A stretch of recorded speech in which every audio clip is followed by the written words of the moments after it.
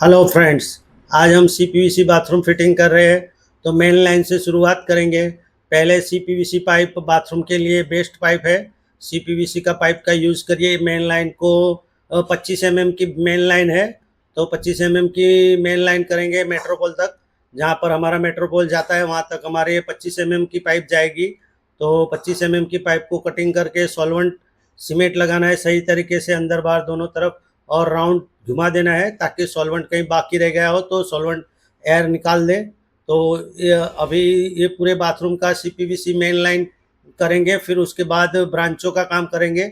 जैसे बीच बीच में जैसे ब्रांच होगी, डाइवर्टर होगा, फिर उसके बाद हमारा मेट्रोपोल होगा, उसके बाद हमारा गीज़र का होगा, फिर हेल्फोसेट वगैरह का होगा। तब उस सब की सारी की लाइन, सारी की सारी लाइनों की जानकारी देंगे। हॉट एंड कोल्ड वाटर का, डाइवर्टर का, जो फॉरवर्ड डाइवर्टर है हमारा जैगवार का, उस डाइवर्टर को भी हम लगाएंगे। तो उसके लिए क्या क्या है, तो हमें यहाँ से लाइन पहले अपने मेन लाइन को कर देना है और सबको एकदम मजबूत कर देना है। हिले डुले नहीं, ऐसे पैक कर देना है ताकि लाइन हमारी हिले नहीं और हमें काम करने में सहूलत रहे। तो उसको पैकिंग कर देना है सही तरीके से ताकि हमें काम करने में आसानी रहे, अंदर बाहर ना हो जाए पाइप। उस बात का हमें ध्यान रखना है। अभी हमें डाइवर्टर की कोल्ड वाटर की लाइन करेंगे। यहाँ पर हमारा डाइवर्टर लगेगा और डाइवर्टर हमेशा दोनों साइड से, आपको सेंटर से दोनों तरफ से 6-6 इंच की जगह रखनी है ताकि हमें डाइवर्टर लगाने में आसानी रहे। और डाइवर्टर फ्लोरिंग से बात करूँ तो फ्लोरिंग से डाइवर्टर की हाइट 42 इंच रहती है, तो उसको 42 इंच रखेंगे। और अगर स्पाउट या सावर है तो हम सावर की हाइट 6.5 फीट से 7 फीट तक रख सकते हैं। और स्पाउट की हाइट 20 इंच से अपने 24 इंच तक रख सकते हैं। अभी इधर से हम पहले हमारी पूरी लाइन कर देंगे। मेन लाइन जो हमारी जाती है जहाँ से मेन पाइप पानी जाएगा उसकी लाइन करेंगे। तो अभी हमें उसके लिए हमें ये कर देना है ताकि ये स्टेप ओवर बेंड है, तो स्टेप इससे पाइप पास होगा, तो इसको सही तरीके से लगा देना है और सही तरीके से फिटिंग हो जाएगा। अभी यहाँ से हमारा मेट्रोपोल का ब्रांच आ जाएगा, तो मेट्रोपोल के लिए टी लगा देनी है बीच में। तो मेट्रोपोल जहाँ पर आएगा वहाँ पर टी लग जाएगी। आगे जैसे जाता है ऐसे फिटिंग जाता है, वैसे ऐसे होता जाएगा। अगर मोड़ आ गया है तो एल्बो लग जाएगा। तो कटिंग्स करके साफ करके पाइप को लगाना है ताकि इसके रेशे वगैरह अपने नलों में ना जाए और हमें टेस्टिंग कर तो नल वगैरह या डाइवर्टर वगैरह में फंस ना जाए। इसके रेशे, इसका ध्यान रखना है। थोड़ी सावचेती और सावधानी से काम करना है। सॉल्यूशन को भी सही लगाना है, ज़्यादा भी नहीं लगा देना है और कम भी नहीं लगा देना है। पाइप सॉल्यूशन है तो उसको एक बार घुमा लेना है। अभी हमारे मेट्रोपोल का ब्रांच हो गया, तो अभी हमें आगे कोल्ड वाटर के लिए, गीज़र के लिए लाइन ले जानी है और हेल्फोसेट के लिए लाइन ले जानी है। तो अभी हेल्फोसेट के लिए अपने गीज़र के लिए जाएगी, तो हमारा गीज़र यहाँ पर अपने डब्ल्यूसी के ऊपर ही आएगा। तो इधर से हमें 20 एमएम की पाइप कर देंगे, तो रिड्यूस सॉकेट मार के इधर से 20 एमएम की पाइप हो जाएगी। और हमारा जो पॉइंट एल्बो लगेगा वो 20 बाई 15 का लगेगा।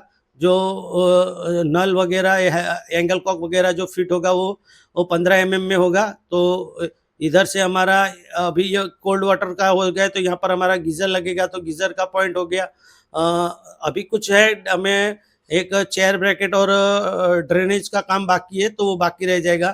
तो उसका बाद में एक और वीडियो बना देंगे, चेयर ब्रैकेट कैसे लगानी है, वो डब्ल्यूसी वगैरह। तो उसका आगे भी हम आपको उसका भी वीडियो देंगे कि डब्ल्यूसी और चेयर कैसे लगानी है। तो अभी हमारे इधर कोल्ड का लाइन हो गया, जो ठंडे पानी की लाइन है हमारे गीज़र के लिए। हमेशा राइट साइड पर हमारा ठंडा पानी आता है और हॉट वाटर लेफ्ट साइड आता है। सभी डाइवर्टर या किसी भी कंपनी का भी अदर हो तो लेफ्ट साइड ही होता है हॉट वाटर, और राइट साइड पर कोल्ड वाटर होता है। तो वो हमेशा ध्यान रखिए। कोल्ड या हॉट पढ़कर ही दे। डाइवर्टर वो सब में अलग अलग में होते हैं, तो डाइवर्टर में लिखा होता है एच या सी से लिखा ही होता है, तो उस हिसाब से करिए। क्योंकि डाइवर्टर में कभी कभी सावर के नॉब ऊपर, स्पाउट का नॉब ऊपर ऊपर आता है, किसी में नीचे आता है। कई कंपनी में तो पड़े बिना हम जैगवार, रेगुलर जैगवार लगाते हैं, उस हिसाब से कर देते हैं। तो हमेशा एच या सी देखकर ही आप डाइवर्टर को लगाइए, लगाने की कोशिश करिए। स्पाउट का हो गया। अभी हमारा यहाँ पर हॉट वाटर की लाइन चली जाएगी। ये हमारा डाइवर्टर है, फॉरवर्ड डाइवर्टर है, जो सावर और स्पाउट में पानी आएगा, hot and cold water mix होके। तो इसके लिए डाइवर्टर है।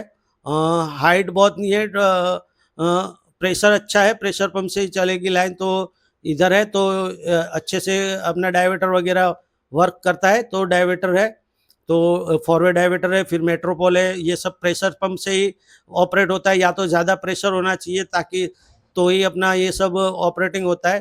तो अभी हमने इधर से हॉट वाटर की लाइन लेंगे अपने डायवर्टर के लिए। डायवर्टर को हम फिर फिट करेंगे दोनों सबको साथ में, ताकि यहाँ से हमारी और ये लाइन को जो भी लाइन करते हैं हम पहले सीधा कर लेना है और पैक कर देना है, ताकि बाद में हमें जब हमारा ब्रांच का ऊपर से जो पॉइंट होता है वो हम सीधी तरीके से लगा सके, आड़ा टेढ़ा ना हो जाए, उसकी समस्या हमेशा रहती है। तो हमें ये ध्यान रखना है। और पाइप को हमेशा कटर ब्लेड या इससे काटना है तो साफ करके ही काटना है। सॉल्वेंट सीमेंट सही से लगाना है, हमेशा सॉल्वेंट को सही यूज़ करना है, ज़्यादा कम यूज़ नहीं करना है। और पाइप को थोड़ा सा राउंड घुमाना है ताकि सॉल्यूशन कहीं रह भी गया होगा तो सॉल्यूशन वहाँ भी फिर से आ जाएगा। इसको लाइन को सीधा रखना है, 2 लाइन के बीच में थोड़ी सी भी जगह रख रही, इन केस कुछ भी काम कर रहा हो भविष्य में तो आप 2 लाइन के बीच में कुछ भी जगह होगी तो कभी भी आप काम कर सकते हो। तो इस बात का भी ध्यान रखें, दोनों हॉट या कोल्ड वाटर के बीच में थोड़ी सी जगह तो रखिए, 1 इंच या आधा इंच जैसी जगह रखो बीच के दोनों के पाइप के बीच में, ताकि कभी भी इनकेस हमें काम करने की ज़रूरत पड़े तो पाइप को एकदम चिपका के नहीं। कहीं मैंने देखा है कई प्लम्बर एकदम चिपका कर देते हैं लाइन को, और कभी जब इनकेस कभी ऐसा होता तो नहीं है, लेकिन कभी कभी ऐसे काम करने की जब नौबत आती है तो दोनों पाइप पास पास में होने की वजह से काम करने में बड़ी समस्या होती है, और उस करने के लिए हमें बहुत सारा मेहनत करनी पड़ती है। तो पाइप दोनों पाइप के बीच में हमेशा जगह रखो ताकि आपको काम करने में कोई ना रहे। और पाइप फिटिंग करने से पहले अपने इसको बंद करने से पहले आपको इसका टेस्टिंग ज़रूर करना है। एक बार क्लाइंट को भी दिखा देना है, सर्टिफाइड हो जाना है, अपने खुद से भी पहले देख लेना है कि भाई कहीं से पानी वगैरह लीकेज तो नहीं है, तो वो भी पहले से चेक कर लेना है। बाथरूम क्लियर करने से पहले हर संभव कोशिश कर लेनी है ताकि बाद में कोई भी समस्या ना आए। क्योंकि टाइल्स लगने के बाद अगर लीकेज वगैरह हुआ तो कभी-कभी कैसा होता है, फ्लोरिंग में लीकेज होता है तो कभी-कभी हमारी गलती नहीं होती है, लेकिन किसी और की गलती की वजह से हमें भुगतना पड़ता है। जब तोड़ते हैं तब कुछ भी नहीं निकलता, प्लम्बर का कोई फॉल्ट ही नहीं निकलता, तो कभी-कभी ऐसा भी होता है। तो पाइप वगैरह को हमेशा पानी से फुल प्रेशर से टेस्टिंग कर, हाइड्रोलिक पंप या तो हाइट पे है अगर आपकी हाई राइज बिल्डिंग है तो उसको टेस्टिंग करके ही उसको बंद करिएगा, ऐसे बंद मत कर दीजिएगा। बाद में बड़ी समस्या होती है। तो इस बात छोटी-छोटी बातों का ध्यान रखना ज़रूरी है।